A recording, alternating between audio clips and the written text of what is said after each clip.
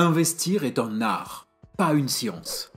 En cela, les meilleurs investisseurs mettent au point des stratégies efficaces, mais aussi adaptées à leur objectif.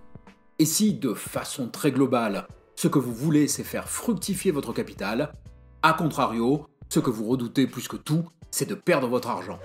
Votre stratégie vous permet l'un et évite l'autre. Sauf que souvent, c'est après coup qu'on se rend compte de ce qui a marché ou n'a pas marché. Alors, préparer ses investissements et son portefeuille en amont peuvent vous permettre d'éviter cette impasse.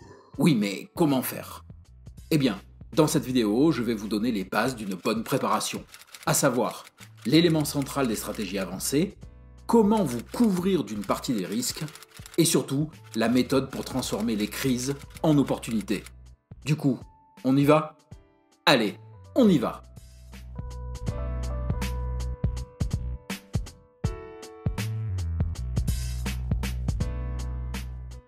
Et si vous faisiez un check-up avant de commencer une nouvelle année ? Un check-up de votre portefeuille bourse, bien sûr, pour préparer au mieux vos prochains investissements. Bonjour à tous, et bienvenue dans ce nouvel épisode de 1, 2, 3 Richesse, la chaîne qui vous apprend à investir même si vous avez peu de moyens et même si vous n'y connaissez rien. Je suis La Voix, et avec mon fidèle acolyte, Le Cube. Je suis content de vous revoir. Enfin, techniquement, je ne vous vois pas, mais vous avez compris. Nous allons parler d'un sujet crucial pour les investisseurs expérimentés.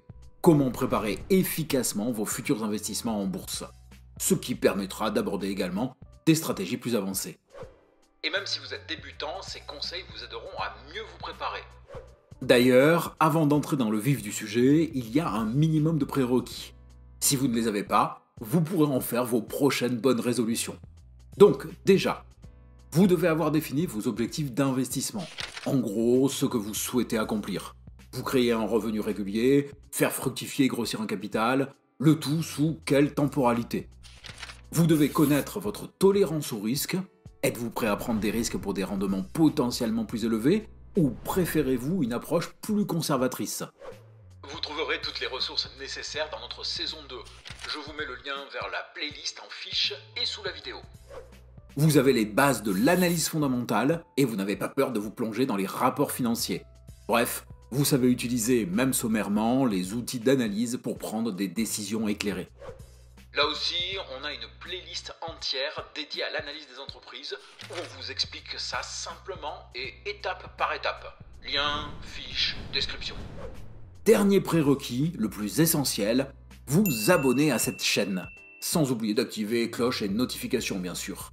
C'est prouvé, suivre nos épisodes fait croître votre capital. Savoir où l'on va, c'est bien. Savoir d'où l'on part, c'est mieux. C'est pareil en bourse. Donc autant commencer par faire le point sur vos investissements.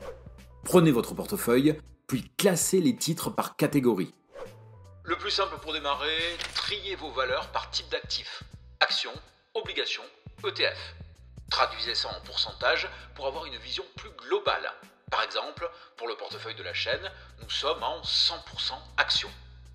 Ensuite, listez les valeurs par zone géographique. Asie, États-Unis, Europe et reste du monde. Vous pouvez affiner par pays si besoin. De la même façon, mettez ça en pourcentage pour mieux appréhender les informations. On réalise la même chose, mais pour les grands secteurs économiques, puis par super secteur, cyclique ou défensif. Toujours dans l'idée d'avoir un tableau d'ensemble de la distribution de vos investissements. Un aspect souvent négligé est celui de la répartition par capitalisation. Ici, vous n'êtes pas obligé de dispatcher pour chaque taille. Vous pouvez vous contenter de deux grands ensembles. Les petites capitalisations, de la nano à la small cap, et les grandes capitalisations, de la mid à la méga cap. Enfin, dernière catégorisation, celle par style de gestion. Value, quality, growth, qui fera le lien entre les entreprises que vous recherchez et la gestion de votre portefeuille. Petite astuce, même si ce n'est pas exact à 100%, vous pouvez utiliser le PER des entreprises. S'il est inférieur à 10, classez la société en value. Entre 12 et 25, ce sera sans doute une valeur quality. Et au-delà de 25, une action growth, c'est-à-dire croissance. Bon, et si vous voulez granulariser à mort, il est toujours possible de séparer vos investissements par devises. Dans tous les cas, vous avez maintenant vos différentes expositions avec les endroits où vous êtes beaucoup, donc vos surexpositions, les endroits où vous êtes moins, vos sous-expositions, mais aussi les endroits où vous n'êtes pas. Et ce tableau d'ensemble est un très bon indicateur des risques auxquels vous êtes exposé. Et ces risques, il va falloir maintenant s'en prémunir. Moins vous prenez de risques, moins vous gagnez d'argent. Mais l'inverse est bel et bien, plus vous prenez de risques, et plus vous avez de chances de perdre d'argent. Alors, si je vous disais qu'il existe plusieurs moyens de diminuer ce risque? Déjà, il y a différents types de risques en investissement. Pour mieux les comprendre, vous pouvez aller voir cette vidéo. Première méthode, avoir une allocation d'actifs alignée avec vos objectifs.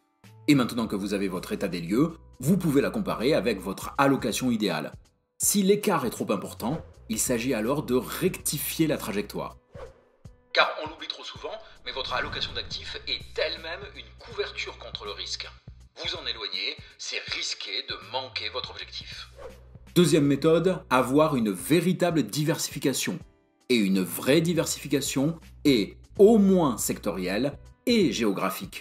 Par exemple, si vous êtes sur plusieurs zones géographiques mais sur le même type de valeur, alors vous n'êtes pas diversifié. La diversification vise à la décorrélation du plus d'actifs possible entre eux, pour éviter d'être coincé par un type de facteur. Évidemment, il y a le cas où vous avez volontairement choisi d'avoir un portefeuille concentré. Mais là, vous savez que vous prenez ce risque. Enfin, j'espère pour vous. Et justement, vous pouvez également utiliser un système de couverture. Les investisseurs professionnels emploient souvent des combinaisons d'options et de contrats à terme. Mais le plus simple et le moins coûteux en frais est de passer par des ETF complétant vos parties manquantes ou vos sous-expositions. Par exemple, si ma stratégie vise la croissance, ce qui m'amène à être surexposé à de petites capitalisations, je pourrais compléter mon allocation par des ETF tournés sur des valeurs défensives. Je réduirai un peu la rentabilité du portefeuille tout en le protégeant de la volatilité. Petit tips supplémentaire, une fois ces éléments établis, n'hésitez pas à choisir un indice de référence, ce que l'on appelle un benchmark, relié à la stratégie de votre portefeuille. Vous pourrez ainsi voir au fur et à mesure comment évolue ce dernier. Et d'ailleurs, n'hésitez pas à nous donner en commentaire vos propres méthodes de couverture du risque. Nous compléterons notre panel d'outils au fur et à mesure de notre saison 5. Merci à vous. Si votre portefeuille est maintenant prêt pour éviter de perdre de l'argent, il est donc temps de voir comment le préparer à mieux en gagner. Et cela tient en un seul mot, opportunité. Vous ne me croirez peut-être pas, mais des opportunités d'investissement, vous en avez quasiment chaque jour en bourse. Le souci, c'est que vous ne les repérez pas. Et une opportunité en investissement représente la possibilité d'investir sur la base d'un événement pouvant conduire à la forte accélération de la montée ou de la baisse d'un prix ou d'un cours sur une période relativement courte. Vous remarquerez l'utilisation du vocabulaire basé sur les suppositions. Ce qui n'a rien d'étonnant, car les stratégies opportunistes sont très complexes à mettre en œuvre. Mais il y en a une sur laquelle vous pouvez vous pencher un peu plus, le scandale d'entreprise. Une situation défavorable ou carrément négative peut donc devenir elle-même une opportunité, à condition d'être capable de discerner l'impact de celle-ci sur la santé financière de l'entreprise. On peut classer ces scandales en 3 grandes catégories. D'abord, les scandales comptables, Enron en 2001 falsifiant ses comptes pour avoir l'air rentable, et les escroqueries, Theranos en 2015 mentant sur la performance de ses tests sanguins. Ensuite, la violation des réglementations, Facebook en 2018, Apple en 2023, ou la fraude, Volkswagen avec le Dieselgate ou Apple, encore eux, avec son Batterygate.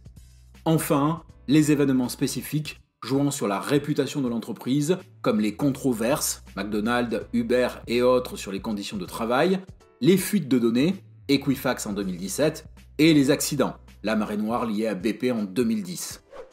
Et ces types de scandales auront des conséquences sur le futur ou les finances de l'entreprise. Il va donc falloir discerner les répercussions passagères de celles qui vont impacter plus durablement l'entreprise. Donc, pas le choix. D'abord, revenir aux fondamentaux pour vérifier si la société est en capacité d'amortir le choc des mouvements brutaux que va entraîner le scandale. Ensuite, évaluer la façon dont l'entreprise réagit face à la crise. Et ici, il faut faire à la fois preuve de sang-froid, si l'on est déjà investi, mais également de beaucoup de recul pour ne pas se laisser berner par le narratif de l'entreprise lui-même. D'où l'intérêt de revenir à l'analyse chiffrée, mis à part pour un scandale comptable où les chiffres ne voudront plus rien dire. Exact. Et si vous examinez l'ensemble des éléments froidement, cliniquement, mais aussi en vous plaçant sur une vision long terme, alors vous pourrez peut-être acquérir des valeurs qui auront un temps été sous-évaluées par le marché. Car la stratégie se situe alors bien là, acheter des entreprises sous-cotées pour bénéficier ensuite de leur retour à la moyenne. Mais il n'y a pas que les scandales d'entreprise qui peuvent vous permettre d'utiliser cette stratégie. Les crises de marché offrent elles-mêmes des opportunités à saisir, à condition de savoir comment. C'est ce que je vous propose de voir dans cette vidéo, qui vous permettra d'ajouter une nouvelle arme à votre arsenal d'investisseurs. Merci d'avoir suivi ce contenu jusqu'à sa fin. Comme d'habitude, n'hésitez pas à nous faire part de vos remarques et questions dans les commentaires. Ensuite, vous pouvez également liker et partager cette vidéo. Merci à tous ceux qui le font déjà.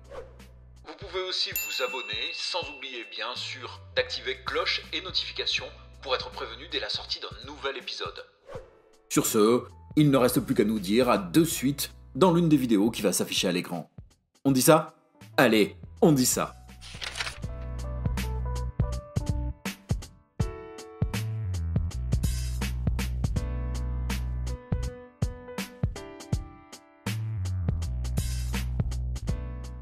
Et vous êtes encore là ? C'est que vous êtes un assidu de la chaîne alors. Du coup, comme on est sur le dernier épisode de notre saison 4, il faudrait qu'on termine sur un cliffhanger, non ? Attention la voix, derrière toi.